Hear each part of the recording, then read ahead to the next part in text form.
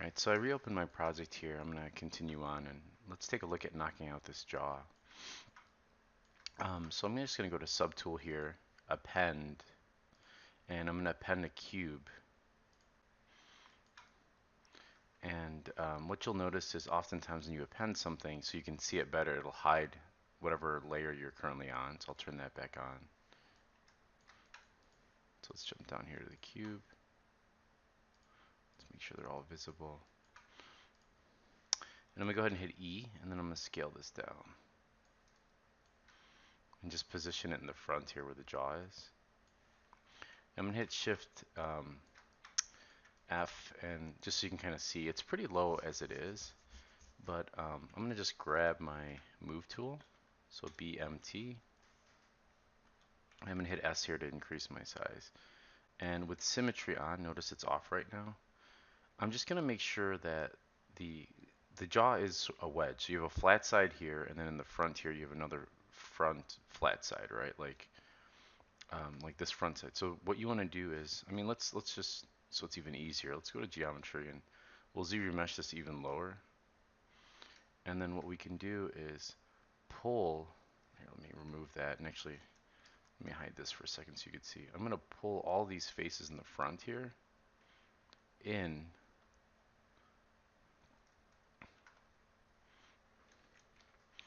so that it makes up that flat area, like just right here, because it comes in like a wedge. And then I'll pull this back jaw, this this back corner here. This is going to make up the widest point in the jaw. So that's this point down here. And then to smooth it all out, I'm just going to hold shift at certain points. So I'm going to just pull all this down, something like this. And then in my side view, pull this forward, pull this here, holding shift to smooth. And by smoothing and moving, you'll slowly get the shape. Just keep moving this around like this.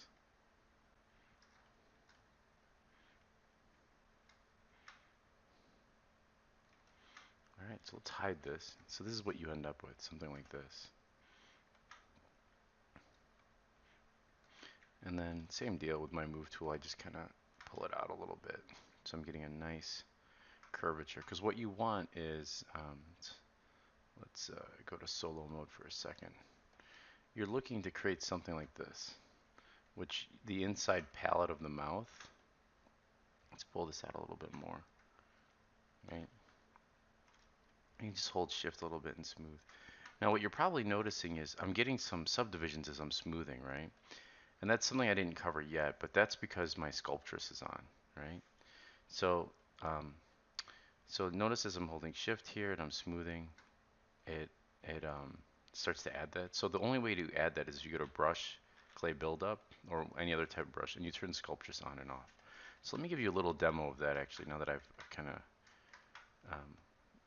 I've kind of demoed it by accident. So let me go ahead and Z-remesh this again. And so I get my jaw back here. Now, and I think a great example, let's go off solo mode here, is the skull here. Parts of the face, for example, this area here. Now, mind you, it doesn't work. Watch how I start to do this.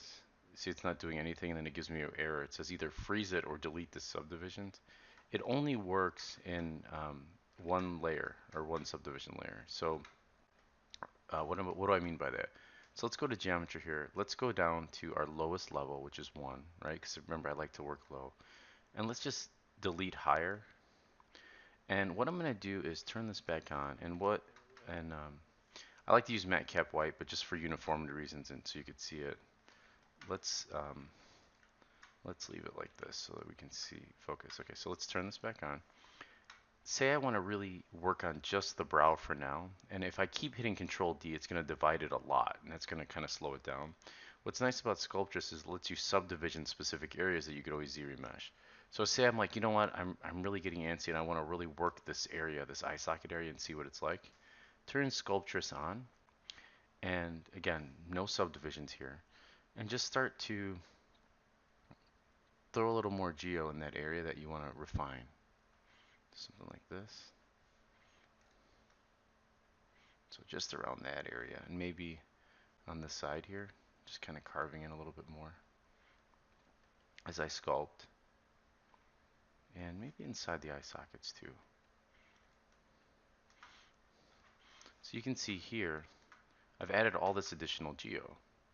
So now I can turn that off, and I can just start to really refine this area. Let's do Shift F and Shift P. Let's hide that. And I can start to really flip back and forth between my reference. And let's double click our draw. Let's add our draw over here, so I can kind of, and let's, and just to kind of as a quick review, if you remember from your draw, this is what lets your uh, background image come front to back, and then fill mode is how much we want to fill. So you can switch between those. And then if you're interested in adjusting the model itself, this top one, right? See how our model is almost completely non-transparent. And if I go this way, it's really transparent. And if you look at the background as I do this, you can see that that controls the opacity of the background. So it takes a little bit of getting used to as you do this to find the right setting for. We don't want to adjust the grid size, that's for sure. Yeah, let's bring these all the way down to 2.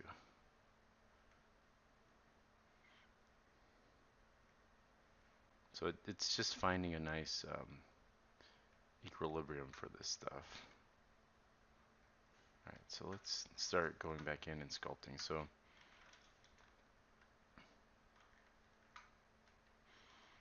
there's your jaw, and let's make sure this is off, and I got clay buildup here.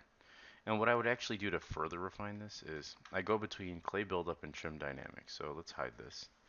So I'll add a little geo this way, right? I'm just building out the eye socket.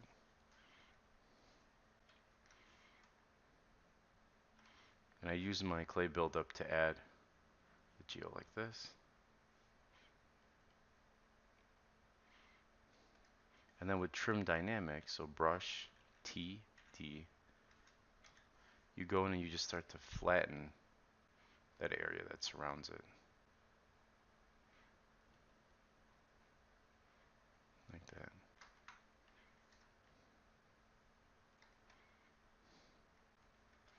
Alright, we're going to further refine it later, right? So let's kind of flatten this out too. Just working on the planes. Right now we're just getting the shape down. So don't, if your model, like you're stressing out, you're like, oh my god, it doesn't look perfect, don't worry. We're going to further refine. And honestly, the best way to get this to look like a real skull is to just complete the entire process and then do another skull. I've done a bunch of these, so it's a good idea. And some of the best students I have. And honestly, if you're serious about being a character artist, like just model every day, model bad art. All right, so I'm gonna end this one right at 8 minutes, but that's the jaw and a little bit of sculptress.